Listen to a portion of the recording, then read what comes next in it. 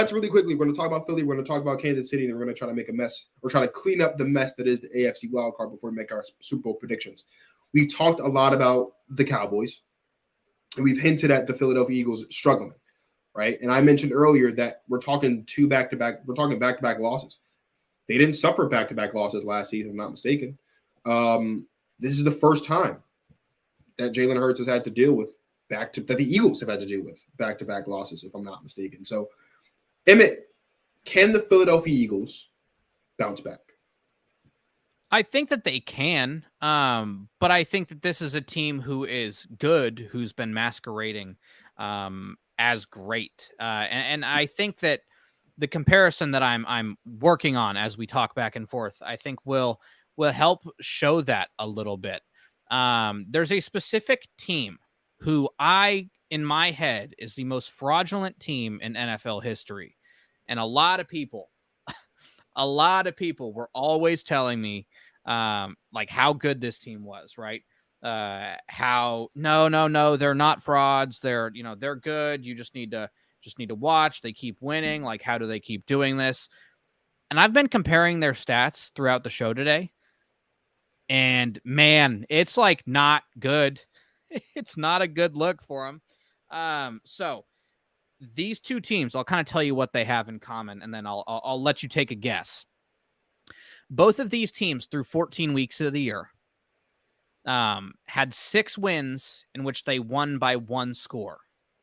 Because I think we would both say that Philly this year has been underwhelming, I guess is the way that I would put it. Not bad, just underwhelming. And listen, there's a skill to being able to hey, we're going to find a way to win. This Philly's offense this year has put up 26.3 points a game. Not bad. Like it's a good offense. It's not a great offense, though. Not this year. The other team put up 26 points a game throughout the whole season, not just those first 11, just in that first throughout the entire season. Philly's defense this year, bad, not good. They are one of the worst in football. They're bottom 5 in points. They're giving up 24.7 points per game. This other fraudulent team, they were 3rd in points allowed, giving up 19.5. These two teams, I don't want to throw the fraud word out there because I think that it gets thrown around too much. Because, for example, the 2020 Packers, frauds. No, they just lost to the Bucs. They just lost to a team that was better than them. That doesn't mean they're frauds. Yeah. It just means that they didn't win that year, right? We throw around fraud too loosely.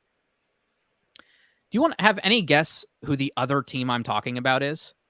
So I feel like you're tossing back to the Vikings from last year because you said the one score games thing is what's got me, but I feel like that's not. It's not because the Vikings were on a way crazier pace. It's not the Vikings. I see again. That is also one of the most fraudulent teams, but there is the fraud because the Vikings showed in the postseason, whereas this team showed their fraudulence in the regular season.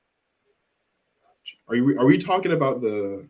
Are you talking about the COVID Steelers? We're talking about the COVID Steelers. We are talking about the COVID Pittsburgh Steelers. Oh, man. 0.3 points a game more for Philly, and they're giving up 5 full points a game more on the defensive side. Listen, because I don't remember.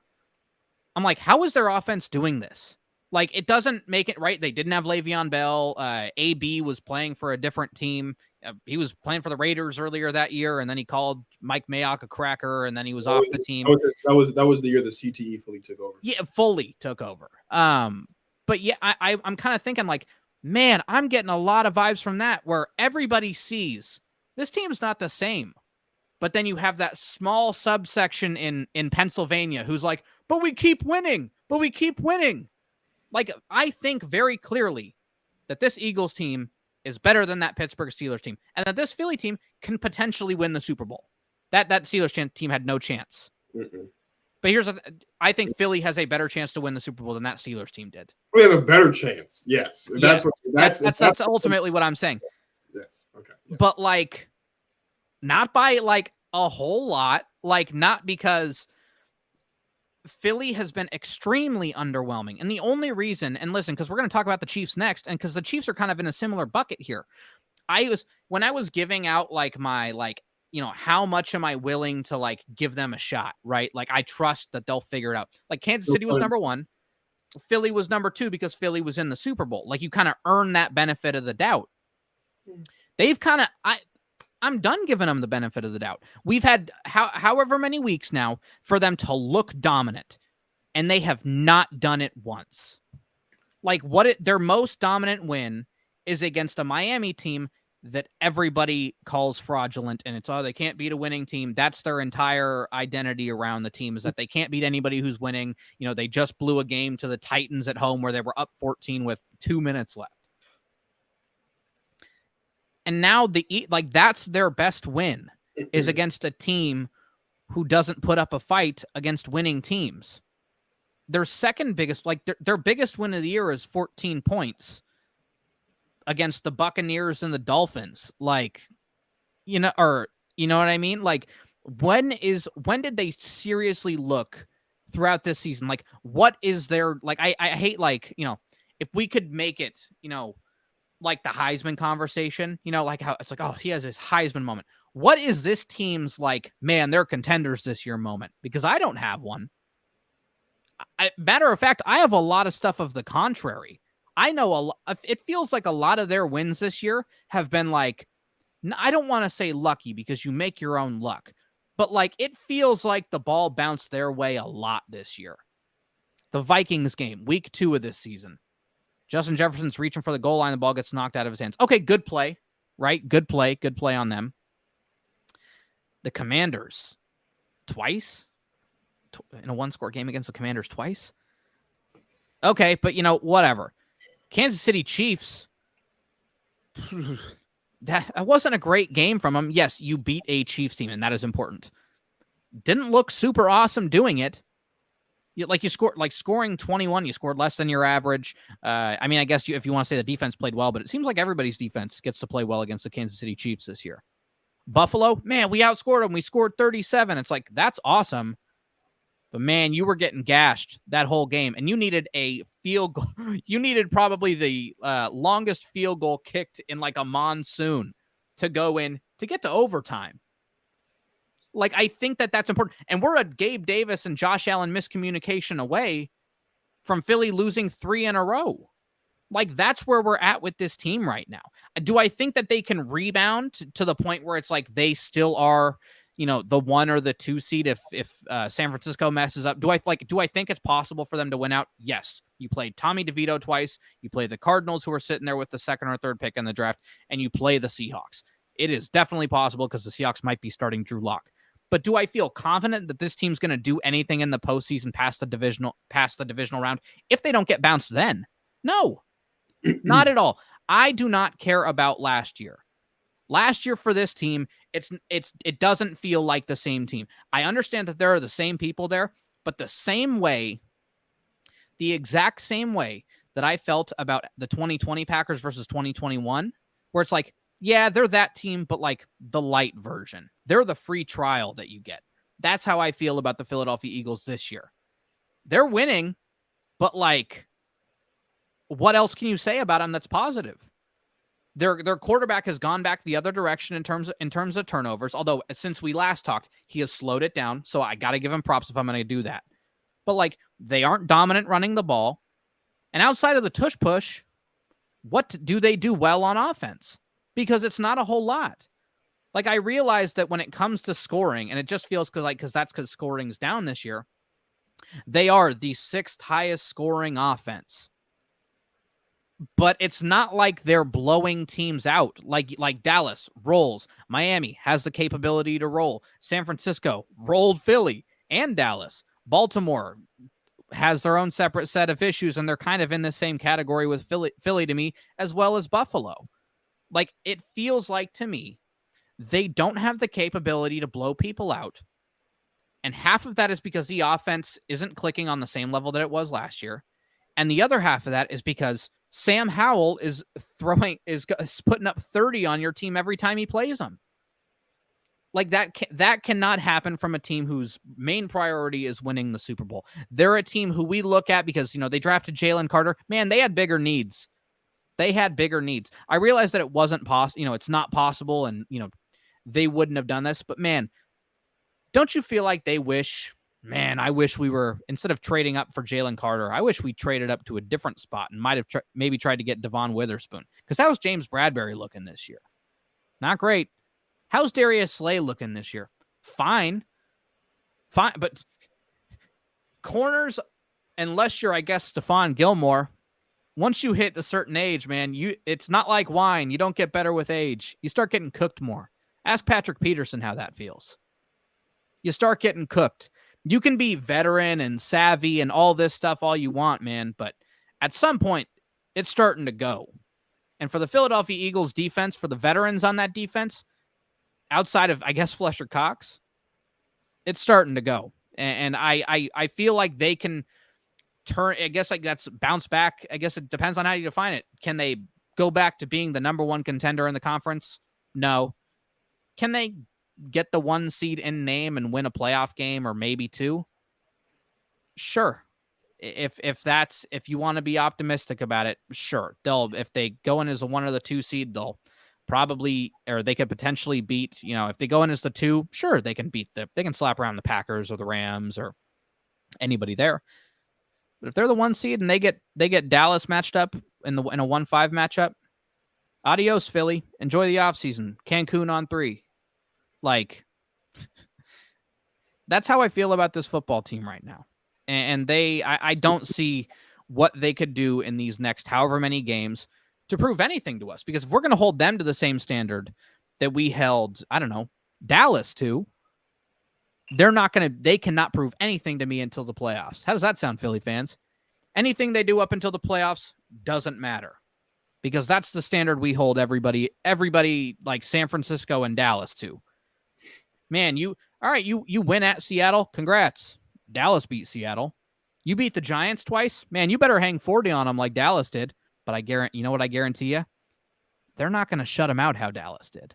I know that for a fact because they're incapable of it. You and me might as well start working out and running 40s, man, because we could be playing in that secondary here pretty soon. They can't prove anything to me now. Bounce back. It depends on how you define the term. They are not going to win the Super Bowl this year, and if they're playing in the NFC Championship, it's probably it might be because Dallas imploded or something like that, but it's not because they're going to be some awesome team, and they are not going to represent the NFC. I will guarantee you that right now. So I want to make myself very clear. And I feel like I've done a good job of doing this all year, but I get Eagles fans in my mentions, in my DMs. I just commentary. Eagles fans this year have been more annoying than Chris Collinsworth. And you have to be really annoying to be more annoying than Chris Collinsworth, because like Chris Collinsworth has Patrick Mahomes' meat in his mouth from the second the broadcast start until the time it ends, whether he's calling a Chiefs game or not. It's so annoying. But anyway, I'm a very consistent person. And I don't just behave this way with sports. I think I do a good job of behaving this way with life. If you're going to set a standard for me, then I'm going to abide by that standard. The standard that's been set for the Philadelphia Eagles by Eagles fans is based on 60 minutes of football 8 months ago, 10 months ago. 10 months ago. That's the standard that's been set by Eagles fans. Oh, we lost, but man, did you see Jalen Hurts out there outperform Pat Mahomes? Great. Jalen Hurts outperformed Pat Mahomes in one game, one time. And you still Here's the thing. How many times this year, from the beginning of the 23-24 season to now, has Jalen Hurts looked like that Jalen Hurts from wherever they were? What was it, Arizona? From Arizona 10 months ago. Zero. How many times did the Philadelphia Eagles look like the Philadelphia Eagles that was in Arizona? Or at any point from last season? Zero. But what we've done, What Eagles fans, specifically, what they have done is they have clung on to this idea that because you have the best record in the league, you're the best team in the league. We watched the Pittsburgh Steelers, when stadiums were empty, go 11-0. At no point in time did we look at the Steelers and say, yeah, that's the best team in football. We never did that. Nobody outside of the state of Pennsylvania did. Because that's not what a record means, bro. Your record does not define your greatness, because there's 3 teams right now who have the same record as the Eagles, and they're all better. And there's some teams who don't have 10 wins who you could at least make an argument for being just as good, if not better. The Philadelphia Eagles and Eagles fans have been clinging on to the fever dream that existed 10 months ago. They've been clinging on to the Jalen Hurts that existed 10 months ago. That guy ain't here no more, bro. And so when I sat here all offseason and I said, I love him, glad he got his money, glad he's playing well, but he's not that guy yet. He's not the second best quarterback in football. He's not the heir apparent to Pat Mahomes. He's not better than Pat Mahomes. People said, oh, you're crazy. Okay, no problem. So what have I done all season? All season, I have taken the standard that was given to me. What is that? Jalen Hurts is the top 2 quarterback in football. I said he's at worst top 3. Has Jalen Hurts been one of the 3 best quarterbacks in football this year? No, he hasn't. At no point in time ever this year did we look at Jalen Hurts and say, yeah, man, he's been playing like one of the 3 best. He hasn't. He has not. There's one guy that ever deserves a pass. There's one guy on the face of the planet that if we were to ever give anyone a pass, it goes to one guy. His name is Pat Mahomes. He was number 15 in Kansas City. We haven't even been giving that guy a pass this year for how down he's been, how down the team has been.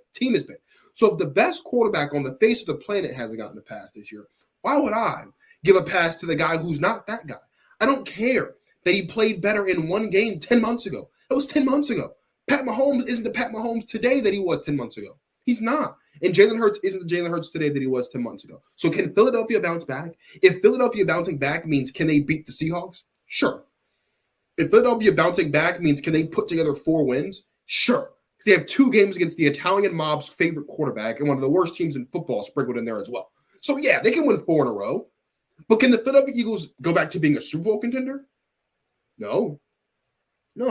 The Eagles are holding on to their contendership for no reason other than the fact that they have 10 wins. That's the only reason why.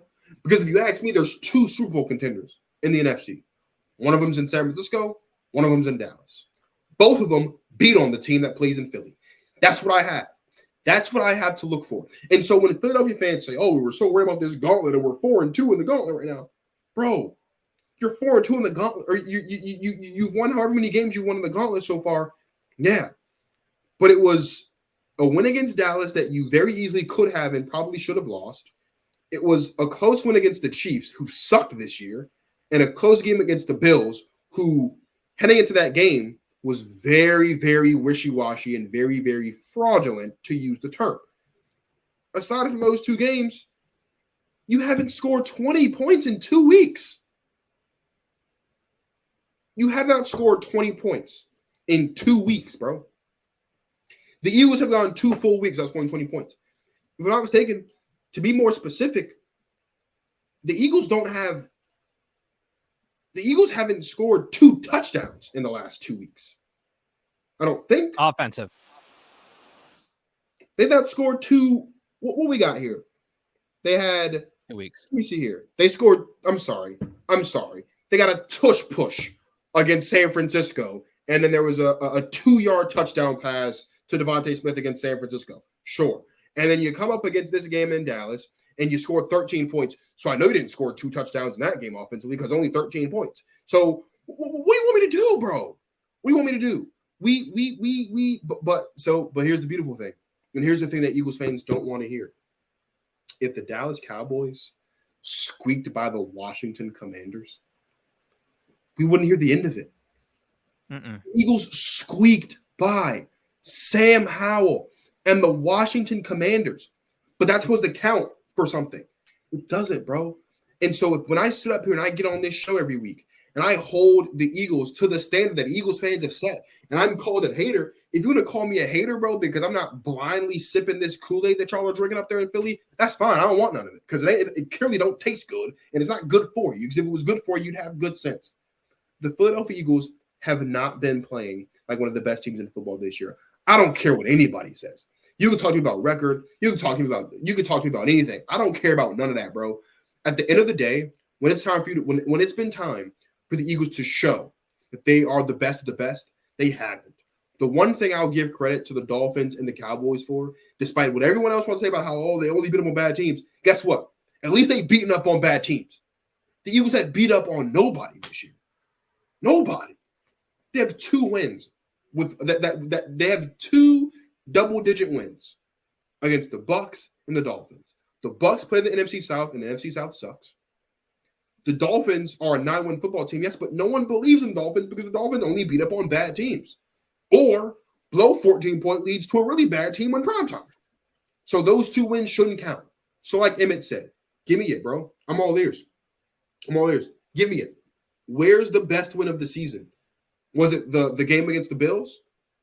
If the game against the Bills is your signature win of the season, you're in trouble. You don't have one. You're in trouble if that is your signature win of the season. And that's been my problem with the Philadelphia Eagles all year, is where it's at, bro. Where's that team from last year? Because at some point, we have to get to a point where we say, bro, if you're supposed to be contending for a Super Bowl, I'll put it to you like this. And then I'm done. And we'll skip the other stuff. We're just going to show you the Super Bowl contender because we're over time. I'm going to say this, and then we're done. The Minnesota Vikings last year played the most one-score games in a single season in NFL history. They won them all. Shout out to the Minnesota Vikings. What happened to the Minnesota Vikings when they saw the Giants in the playoffs? They lost by 1 score. Because all season long, they were winning by any means necessary. And all season long, nobody believed in the Minnesota Vikings because they weren't winning games convincingly. Whether it was games they should have won convincingly or those really tight games that didn't look like they would have won those games heading into it. They were down 33-0 to the Colts last year, bro. Granted, had the greatest, comeback ever, 36 unanswered wins the game. I got all that. But the Philadelphia Eagles, give me your signature win. Give it to me. Show it to me. And if your signature win is an overtime win against the Bills, my rebuttal to you is, how many overtime games in the Josh Allen era has the Bills won? 0. So beating the Bills in overtime is nothing new. So give me something else. Is it the game against the Chiefs? Can't be. Pat Mahomes didn't play his best ball. Is it the game against the Cowboys? Can't be. Jalen Hurts didn't play his best ball. Is it the game against the Commanders? Can't be, because they almost beat you twice. Is it the game against the Bucs or the Dolphins? Can't be either of those, because the Bucs aren't good, and the Dolphins, they're the Dolphins. No one cares about the Dolphins, so it can't be that one either. So right now, the Eagles have 1 shot at a signature victory. 1 shot. It's Monday night against the Seahawks. Here's the problem. Drew Lock's going to be starting in that game. So you can hang 50 on the Seahawks. Drew Lock was the quarterback. So is that a signature win? Hanging 50 on a backup QB? No. And I'm not even going to entertain signature win conversations in week 16, 17, 18 where you're playing the Giants twice and the Cardinals. Give it to me. Where's the signature? If you can come up with a signature win with convincing reasoning for why it's a signature win, I'll listen.